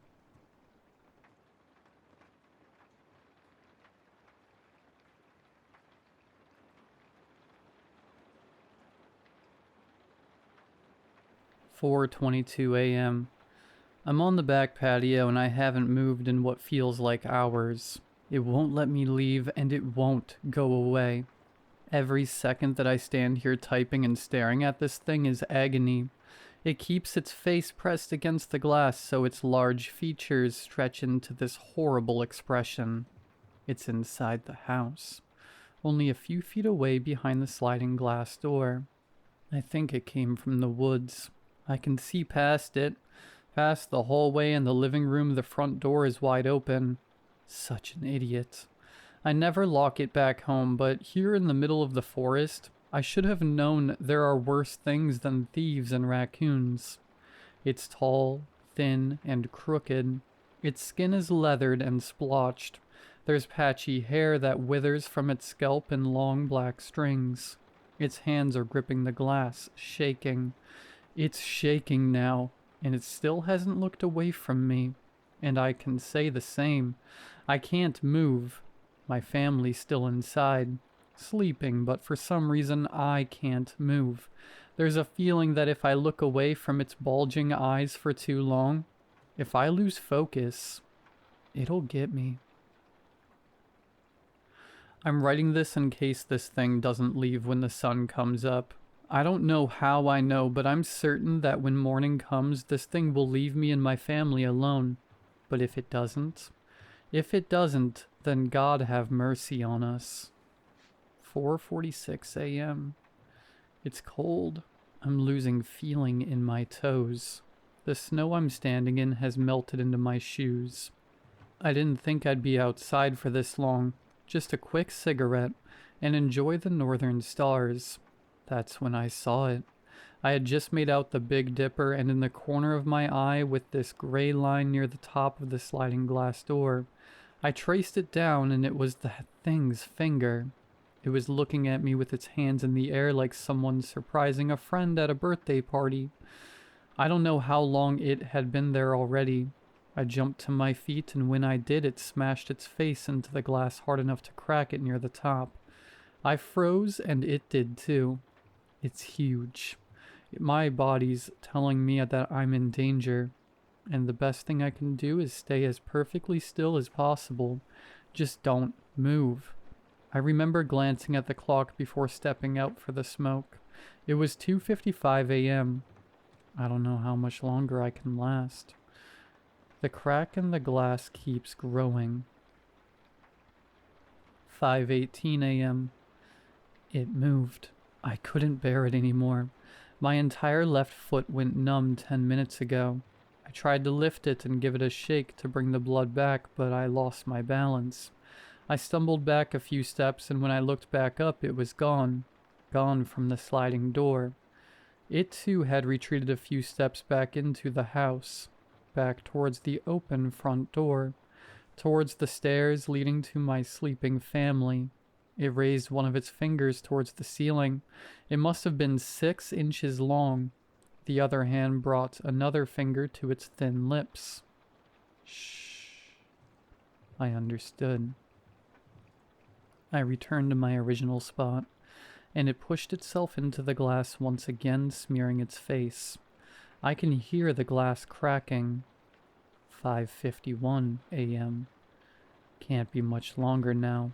Sunrise is late here, I know that, but surely not later than 6. We aren't that far north. Can't be much longer. Can't be much longer. 6:42 a.m. It's taking ages just to type the time. My fingers don't move well. Getting hard to keep my eyes open. Where is the dawn? It's still as dark as it was at midnight. It's still watching me. 8:30 a.m. My family should be up by now. Back home we always make sure we're moving bright and early. The wind sounds like voices. It hurts biting into the back of my legs. Is it horrible that I'm comforted by the fact that I won't feel it when my whole body goes numb? I don't think the sun will ever rise. I think this thing knows that too because it keeps breaking into these violent shaking fits. Laughing. It's laughing at me. I'm laughing too. I can't stop laughing. I don't know what time it is. I just jolted awake. I was asleep on my feet, on my cold black feet. The sliding glass door looks like a kaleidoscope, all the pretty cracks crisscrossing and splintering. Hope it's not getting too cold in there. I told them where the extra blankets are, but I still want them to get a good sleep. We have a big day of hiking ahead of us. It's smiling at me. It wasn't before, but now I can see layered rows of pearled white shark teeth, as white as the snow. I can see them well because it's still as dark as it was at midnight. But it can't be much longer now. We aren't that far north. Surely it can't be much longer now.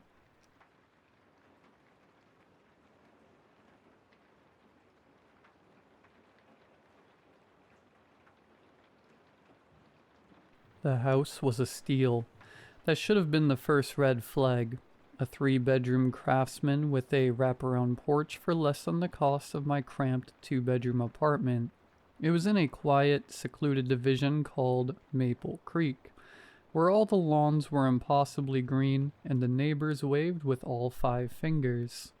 The HOA president, a woman named Carol with a smile as bright and hard as a porcelain doll's, met me on my first day. She handed me a welcome basket with a bottle of cheap Chardonnay and a single laminated sheet of paper. "We're so glad to have you, Mark," she said, her eyes crinkling in a way that didn't seem genuine. "We're very relaxed here at Maple Creek. We don't have rules about lawn heights or fence colors. We only have one." She tapped a perfectly manicured nail on the laminated sheet. On it, in a large, friendly font, were the words, "Rule number 1. If you see a pet that appears lost or in distress, do not approach it. Do not feed it. Do not let it into your home. Go inside, lock your doors, and ignore it until it is gone." I laughed, thinking it was a joke. "What, are the raccoons organized crime around here?" Carol's smile didn't waver. "It's not a suggestion, Mark. It's the only thing we require of you. It is for the safety and harmony of the community."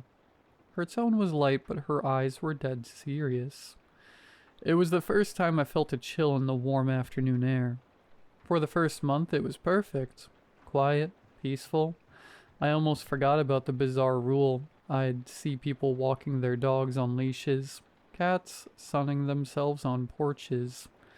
They were clearly owned, clearly where they were supposed to be. The rule seemed like a weird quirk from a bygone era. Then came the storm last night.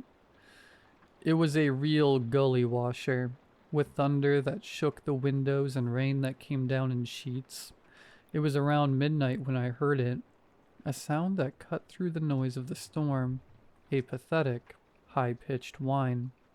I peered through my living room window. Huddled under the eave of my porch, shivering and soaked, was a golden retriever. It was beautiful, with big, sad eyes and a leather collar, but no tags.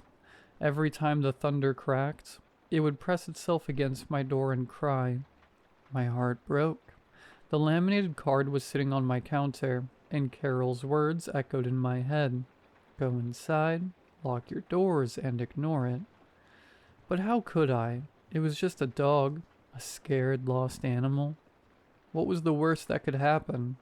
I'd be breaking some stupid, arbitrary rule from a power-tripping HOA president. So I did it. I opened the door. The dog practically fell inside, shaking a puddle onto my hardwood floor. It looked up at me with such gratitude, nudging its wet head into my hand. I got it a towel and a bowl of water, and it immediately settled down on my rug, letting out a contented sigh. I felt a wave of relief. See? Just a dog. I fell asleep on the couch watching TV. I was woken up a few hours later by a sound that wasn't the storm. Knock, knock, knock. A slow, deliberate knock on my front door. The rain had stopped. The dog on the floor lifted its head, let out a low growl, and then strangely trotted to the door, its tail giving a single, lazy wag. I looked through the peephole. Standing on my porch was a man. He was tall, impossibly tall, dressed in a neat, old-fashioned suit, like a door-to-door salesman from the 1950s. He was smiling, a wide, friendly smile that showed too many teeth, all of them perfectly straight and white. I opened the door a crack, my hand still on the chain. Can I help you?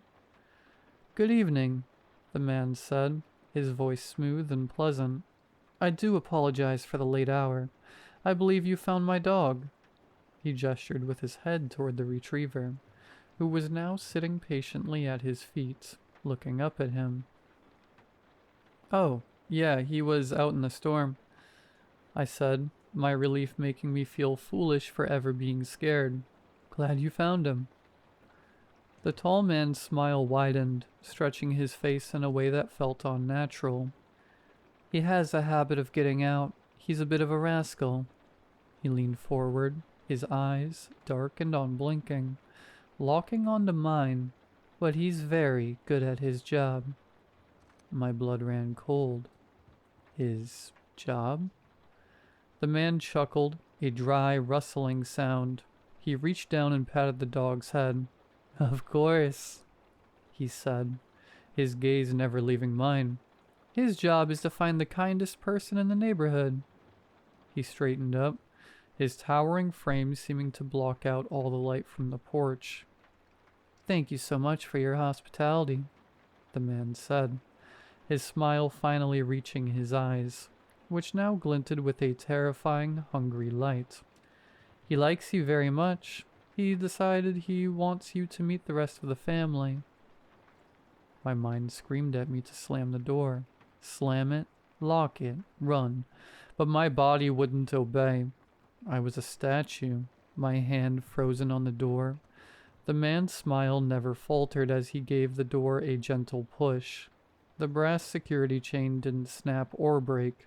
It stretched, elongating like taffy with a soft metallic groan before falling away, limp and useless. There now, he said pleasantly. That's better. He didn't enter. He simply took a step back and gestured with an open palm toward the street. It wasn't a command, it was an invitation, and for reasons I can't explain, I found myself stepping out onto the porch. The golden retriever trotted ahead of us, its tail held high. The air was different out here. The storm had washed everything clean, but the world felt muted, like I was looking at it through a pane of smoked glass. The streetlights cast long, distorted shadows that seemed to writhe and twist at the edges of my vision. As we walked, I noticed other things. A sleek black cat emerged from beneath a hedge, its eyes glowing with a faint phosphorescence. It fell into step beside the retriever. A few houses down, a parrot was perched on a mailbox. It didn't squawk or speak. It just swiveled its head, tracking our progress in perfect silence. They were all moving with us, in honor guard of silent, watchful animals. I looked at the houses we passed. Through their big picture windows, I could see my neighbors. They were frozen in place like mannequins in elaborate dioramas. One family was sitting around a dinner table, forks raised halfway to their mouths. In another house, a man was stopped mid-stride, one foot hovering over the floor. They were all facing our direction, their faces blank, their eyes wide and vacant. "Don't mind them," the tall man said, noticing my gaze. "They're very good at following the rules." We were heading toward the end of the cul-de-sac to the oldest house on the block, a large colonial that had been dark and seemingly empty since I'd moved in. As we got closer, I could feel a low vibration through the soles of my shoes, a deep hum that seemed to emanate from the house itself. The golden retriever led the procession up the walkway and sat patiently before the heavy oak door. The other animals formed a silent semicircle behind us, their eyes all fixed on me. The tall man walked to the door. It swung open before he touched it, revealing nothing but a deep, impenetrable darkness inside. The low hum grew louder, resonating in my bones. It sounded like a purr, a gigantic, hungry purr. The man turned to me, his smile as wide and terrifying as ever. He gestured into the blackness. "After you," he said. "They've been so looking forward to this."